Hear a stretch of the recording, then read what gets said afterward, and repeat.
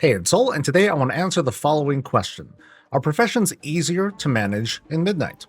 The answer is not as simple as we'd like it to be, but it's an important foundational discussion that'll also serve as the starting point to introducing you to professions in Midnight. This is an intermediate guide that assumes you have at least elementary knowledge of how professions have changed in the past few expansions, and it's the first in a series of deep dives which will refer back here for some of the big fundamentals. Please like this video, subscribe for more WoW coverage, and catch me where I'm live. We start with the big changes going into Midnight. Gathered materials now only have 2 ranks of quality. We're talking about herbs and ore, skins and cloth and enchanting materials.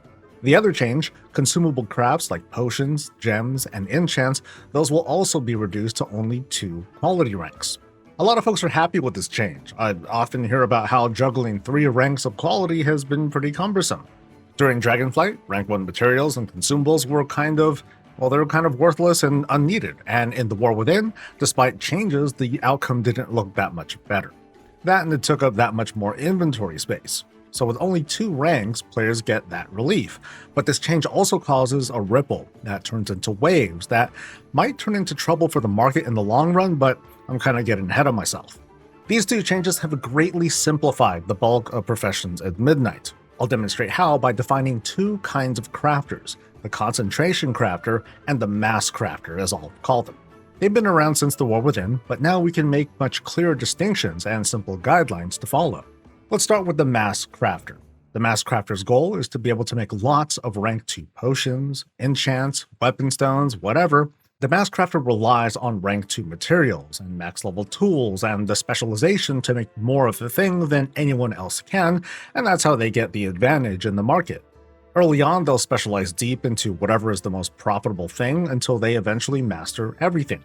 Now, this is familiar territory, and where a lot of the friction for gamers happens. Even now, it's not uncommon to hear gripes over how long it takes to max out levels, or the horror of specializing the wrong way, and so on. Now, it's still there for pro crafters to figure out, and it's there for someone like me to help guide you through once we start getting into the deep dives. As a concept, the Concentration Crafter was new to the War Within, but it has a distinct identity in Midnight. A Concentration Crafter is actually discouraged from using high-level materials. They don't need max skill or tools to make decent crafts. In the War Within, those crafters still needed to skill up to a certain level to make rank 2 crafts naturally, and then use concentration to make it into a rank 3. From how things are looking on the beta right now, in Midnight, as soon as you learn a recipe, you can use concentration to immediately make it into its best version. Now, this is a very big deal in favor of accessibility. Thanks to concentration, effectively all rank 2 crafted consumables can be reimagined as like doing daily cooldowns, almost like day 1 of a character's crafting career. In fairness, these crafters will need to play with specializations just enough to learn the desired recipes, as well as farm up the specialized acuity needed to buy other recipes. The potential of scaling the operation to mass-produce items with alts, it's more than possible. This is thanks to how much World of Warcraft has leaned into making leveling alts so much easier. That's not changing in Midnight when there's going to be another Warband experience bonus, but for concentration crafters, well, they only need to be level 78 to get started. Again, this isn't a new thing happening. Folks could do this now in the War Within using an army of alts, but setting up the production line was a lot more costly. For example, wanting to make a specific gem cut or enchant, it was locked behind a specialization or an acuity cost. It might have taken a bit of extra time and resources because they needed more skill points, or they needed to spend some extra resources to craft a tool or something. At Midnight, though, you learn the recipe, you're good to go, and you can move on to the next alt and repeat the process. Which brings up a concern. It's not a doomer conclusion, but it's a concern over just how much these concentration crafters can scale their operations. Once upon a time when daily cooldowns were a static thing, folks like tailors and alchemists, they weren't able to scale their productions up very easily because each alt had to level their profession from vanilla all the way to wherever it was they needed to go. They could get there, but it was time-consuming and potentially not worth it depending on their realm. These days, folks can pluck from one of their many Legion Remix characters and just be a few steps away from being part of the production line, sliming cooldowns and then posting things on the region-wide auction house.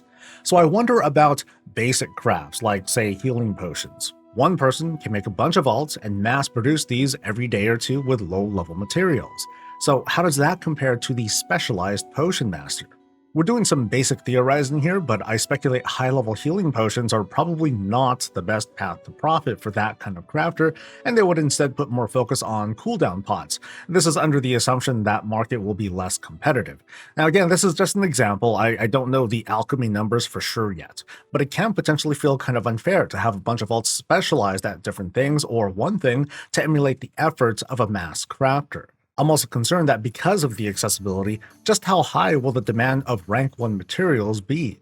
If concentration crafting really is that good, and rank 1 materials are constantly being sucked up by these multiple alts, the difference in cost of material ranks, it might be too close for comfort. In the War Within, the difference in cost between rank 1 and rank 2 materials, it's kind of marginal, with rank 3s being at least a bit more valuable.